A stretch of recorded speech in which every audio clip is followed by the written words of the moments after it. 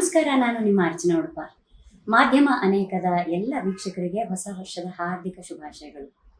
ಹೊಸ ವರ್ಷ ಇನ್ನೇನು ಬರ್ತಾ ಇದೆ ಅಂದ ತಕ್ಷಣ ಎಲ್ಲರೂ ಪೇಪರು ಪೆನ್ನು ಇಟ್ಕೊಂಡು ಅಥವಾ ಈಗ ಮೊಬೈಲ್ಗಳಲ್ಲಿ ತಮ್ಮ ನೋಟ್ಗಳನ್ನು ಇಟ್ಕೊಂಡು ಎಲ್ಲ ರೆಡಿ ಆಗ್ತೀರಾ.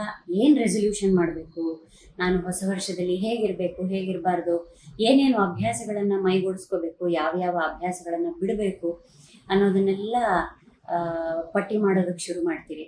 ಆದರೆ ನಾನು ಯಾವತ್ತೂ ಯಾವ ರೀತಿಯ ರೆಸೊಲ್ಯೂಷನು ಮಾಡೋಕ್ಕೆ ಹೋಗಿಲ್ಲ. ರೆಸೊಲ್ಯೂಷನ್ ಮಾಡಿದ ತಕ್ಷಣ ಅದನ್ನು ಕಂಪ್ಲೀಟ್ ಮಾಡಬೇಕು, ಫಾಲೋ ಮಾಡಬೇಕು ಅಂತ ಅಂದ್ಬಿಟ್ಟು ಒಂದು ಆ್ಯಂಗ್ಸೈಟಿ ಬರುತ್ತೆ. ಆಮೇಲೆ ಅದನ್ನು ಮಾಡೋಕ್ಕಾಗದೇ ಇತ್ತು, ಇನ್ನೇನು ಮತ್ತೊಂದು ವರ್ಷದ ಎಂಡ್ ಬರ್ತಾ ಹೋಯಿತು ಅಂದ ತಕ್ಷಣ ಮಾಡಲಿಲ್ವಲ್ಲಪ್ಪ ಅಂತ ನಮ್ಮ ಮೇಲೆ ನಮಗೆ ಡಿಸಪಾಯಿಂಟ್ಮೆಂಟ್ ಆಗುತ್ತೆ. ಸೊ ರಗಳೆನೇ ಬೇಡ ಅಂತ ನಾನು ರೆಸೊಲ್ಯೂಷನ್ನೇ ಮಾಡೋಕ್ಕೆ ಹೋಗಲ್ಲ.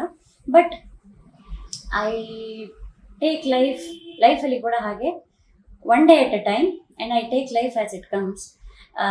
ಅದರಲ್ಲಿ I try to become a better person and a better artist. ಇದೆ ನನ್ನ ಲೈಫಿನ ಗೋಲು. ಒಂದು ವರ್ಷಕ್ಕೆ ಅಂತ ಗೋಲ್ ಅಲ್ಲ. ಲೈಫ್ ಎಸೆಯೋ ಚಾಲೆಂಜಸ್ನ ಸಾಧ್ಯವಾದಷ್ಟು ಒಳ್ಳೆಯ ರೀತಿಯಲ್ಲಿ ನಾನು ನಿಭಾಯಿಸೋದಕ್ಕೆ ಪ್ರಯತ್ನ ಪಡ್ತೀನಿ. ನಿಮ್ಮ ಎಲ್ಲರ ಹೊಸ ವರ್ಷಗಳು ಚೆನ್ನಾಗಿರಲಿ, ನಿಮ್ಮ ರೆಸೊಲ್ಯೂಷನ್ಗಳೆಲ್ಲ ಚೆನ್ನಾಗಿ ನೀವು ಆ ಗೋಲ್ ಅಚೀವ್ ಮಾಡೋ ಹಾಗಾಗಲಿ ಅಂತ ನಾನು ವಿಶ್ ಮಾಡ್ತೀನಿ ನಿಮಗೆ. All the very best and happy new year once again.